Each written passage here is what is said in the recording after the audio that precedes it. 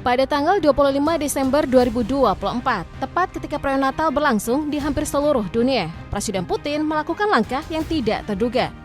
Dalam tanda kutip, ia seperti hendak memberikan kado Natal bagi NATO yang digadang-gadang ikut andil dalam memberikan dukungan terhadap Ukraina.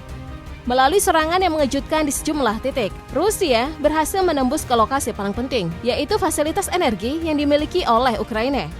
Bagaimana jika fasilitas energi Ukraina benar-benar mati? Apa yang akan terjadi selanjutnya? Aksi yang telah dilakukan oleh Putin itu seketika mendapat tanggapan dari Presiden Ukraina Volodymyr Zelensky. Ia menyebut bahwa apa yang telah diperbuat oleh Putin merupakan sesuatu yang sangat tidak manusiawi. Serangan besar-besaran yang menargetkan sejumlah lokasi dan sistem energi di Ukraina tersebut diketahui menggunakan 100 drone dan 70 rudal, termasuk diantaranya merupakan rudal balistik dan Oreshnik. Kemungkinan besar jenis drone yang digunakan di dalam serangan Rusia adalah Garanto atau Lancet. Garanto merupakan salah satu drone yang terbilang cukup besar di kelas UAV. Dengan spesifikasi panjang 3,5 meter serta lebar 2,5 meter, drone yang disebut sebagai salah satu besutan Iran ini memiliki bentuk yang unik dengan sayapnya yang lebar. Garanto ini dikatakan terinspirasi dari jet tempur andalan Prancis bernama Dassault Rafale yang memiliki proporsi sayap utama cukup lebar. Walaupun demikian, drone yang diputar dengan mesin MD-550 mempunyai tenaga yang cukup kuat, hingga mampu melesat cepat menjangkau target sampai 2.500 km dengan kecepatan yang mencapai 185 km per jam sambil membawa 50 kg bahan peledak dan seketika akan mampu menghancurkan apa saja yang menjadi targetnya. Salah satu hal unik yang dapat Rusia lakukan dengan drone ini adalah formasi swarm drone. Formasi ini akan melibatkan 5 hingga 10 drone dalam skala penyerangan agar dapat membingungkan sistem pertahanan udara lawan. Bisa dibilang formasi ini akan menjelma menjadi salah satu mimpi buruk bagi musuh karena tak akan mudah bagi mereka untuk dapat mengatasinya. Garanto dibanderol dengan kisaran harga $10.000 hingga $20.000. Harga yang sebenarnya terbilang murah untuk sebuah drone. Akan tetapi, hal tersebut tidak bisa membuat Garanto lantas dipandang remeh. Drone ini terbilang fleksibel karena bisa diterbangkan di darat melalui mobil kargo serta melalui udara dan menggunakan pesawat tempur, membuat drone ini menjadi sulit terdeteksi. Sementara itu, drone Lancet atau disebut juga dengan drone kamikaze mempunyai ukuran yang terlihat agak kecil dengan panjang 1,6 meter dan sayap melintang sepanjang 1 meter. Drone ini mampu menjangkau jarak 40 km dengan kecepatannya yang mampu mencapai hingga 100 km per jam. Hulu ledak yang dibawanya pun ringan saja, yaitu cuma 5 kg. Bisa dibilang kalau drone yang satu ini merupakan drone yang efektif. Dikarenakan selain harganya murah, yakni $20 saja, Lancet juga mudah sekali dioperasikan. Hanya dibutuhkan 2 orang dan ditenagai dengan katapult sudah cukup membuat drone ini menjadi sumber kebingungan bagi musuh. Selain daripada itu, misil yang juga digunakan dalam serangan kemarin diduga merupakan misil jenis Oreshnik. Salah satu jenis misil paling mematikan dengan spesifikasi yang luar biasa. Pertama, Oreshnik ini mempunyai kecepatan hingga 10 kali kecepatan suara. Kemudian memiliki 6 hulu ledak, diyakini juga lebih hebat dibandingkan dengan rudal hipersonik. Memiliki keunggulan yang lebih dibandingkan dengan rudal modern manapun untuk saat ini. Oreshnik juga percaya menjadi sebuah ancaman besar bagi Ukraina dan NATO. Melihat semua kelebihan yang dimiliki oleh senjata-senjata yang digunakan oleh Rusia dalam serangan kemarin, maka tidak mengherankan jika dampaknya pun tidaklah main-main. Berdasarkan pengakuan dari Gubernur Kota Timur Laut Kharkiv, korban yang tercatat saat ini sebanyak 6 orang. 1 orang dinyatakan meninggal dan sisa lainnya mengalami luka-luka. Yang lebih membuat Ukraina terpukul adalah 500 juta penduduk di wilayah Kharkiv telah resmi kehilangan akses pemanas di tengah suhu dingin yang hanya beberapa derajat di atas nol.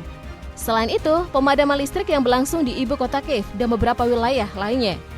Di sisi lain, Menteri Energi Ukraina, German Galusenko, kemudian memberikan pernyataan bahwa mereka telah mencoba meminimalisir dampak dari serangan melalui operator sistem transmisi listrik. Menurut Ditek, perusahaan energi terbesar di Ukraina, serangan Rusia baru-baru ini merupakan serangan ke-13 pada sektor energi mereka di tahun ini. Melihat betapa besar serangan yang ditujukan oleh Rusia terhadap Ukraina, disebut bahwa hal tersebut merupakan salah satu pembalasan atas serangan Ukraina ke Kazan, salah satu kompleks perkantoran di Rusia beberapa waktu lalu. Tepatnya pada tanggal 21 Desember, pesawat nirawak Ukraina menghantam salah satu gedung apartemen yang berlokasi di Kazan. Walaupun tidak ada korban jiwa dalam peristiwa tersebut, akan tetapi gedung yang menjadi sasaran Ukraina itu mengalami kerusakan yang parah. Berdasarkan penuturan dari juru bicara Kementerian Luar Negeri Rusia, Maria Zakharova, ada setidaknya 2 drone Ukraina yang telah menggempur blok apartemen 37 lantai. Kemudian ada 3 drone yang berhasil ditembak jatuh dan 3 lainnya juga mampu dilumpuhkan oleh sistem pertahanan udara Rusia. Akibat dari serangan itu pun, pihak otoritas penerbangan sipil Rusia sempat melakukan penutupan sementara di Bandara Internasional Kazan. Sejumlah warga juga dievakuasi dan acara-acara yang sejatinya dilangsungkan pada hari itu serentak dibatalkan. Selain sebagai pembalasan atas serangan ke Kazan, alasan lainnya adalah karena kebijakan Ukraina yang cukup membuat Rusia dan negara-negara di sekitarnya merugi. Dilaporkan pada tanggal 19 Desember melalui konferensi tingkat tinggi KTT Uni Eropa. Presiden Ukraina Volodymyr Zelensky mengaku kalau ia tidak akan memperpanjang kesepakatan transportasi gas 5 tahun yang sama ini terjalin antara Ukraina dengan Rusia. Menurut juru bicara Kremlin, Dmitry Peskov, adanya penghentian transit gas Rusia melalui Ukraina akan menjadi pukulan besar bagi konsumen di Uni Eropa. Salah satu negara yang kemudian memiliki khawatiran adalah Slovakia. Diketahui bahwa sudah lama, Slovakia mempunyai perjanjian jangka panjang dengan raksasa energi Rusia, Gazprom. Di dalam pernyataan lainnya, Peskov berkata bahwa penghentian perpanjang kontrak transit gas tersebut dapat menyebabkan harga gas menjadi lebih tinggi serta berkurangnya daya saing industri di kawasan Eropa. Tentu saja hal tersebut akan membuat Eropa menghadapi harga gas yang sangat tinggi, yang mana akan berdampak negatif pada industri di benua tersebut. Di sisi lain, setelah serangan yang ditujukan Rusia terhadap Ukraina, Amerika Serikat segera memberikan tanggapan. Presiden Amerika Serikat Joe Biden menyebut bahwa serangan Rusia adalah sesuatu yang sangat kejut, dan menyebut bahwa tujuan Rusia yang sebenarnya mengapa mereka menyerang fasilitas energi adalah untuk memutus akses pemanas serta listrik rakyat Ukraina pada saat musim dingin tengah berlangsung. Hal tersebut juga akan nampak membahayakan keselamatan jaringan listrik di Ukraina. Biden juga menyatakan bahwa ia sudah meminta Departemen Pertahanan Amerika Serikat untuk mengirimkan bantuan militer terkait serangan tersebut. Diketahui bahwa Amerika Serikat sudah memberikan komitmen bantuan yang nilainya cukup fantastis, yakni 175 miliar US dollar untuk Ukraina.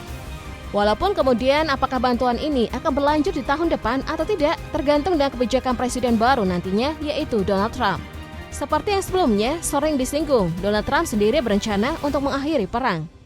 Sebenarnya media barat nampaknya cenderung memanfaatkan situasi dan menarasikan apa yang dilakukan oleh Rusia sebagai sesuatu yang tidak berperi kemanusiaan. Sedangkan Ukraina sendiri yang di belakangnya didukung oleh Amerika Serikat sering melakukan serangan ke pemukiman penduduk. Tentunya Ukraina pun bisa dikatakan sudah melakukan banyak serangan yang tidak manusiawi, bukan? Dengan adanya serangan Rusia yang baru-baru ini terjadi, kemungkinan besar akan menaikkan kembali eskalasi konflik antara Rusia dan Ukraina. Keduanya secara tak terduga saling melakukan aksi penyerangan tanpa mengenal waktu. Publik internasional bahkan tak akan bisa menduga apa saja yang akan terjadi selanjutnya setelah ini.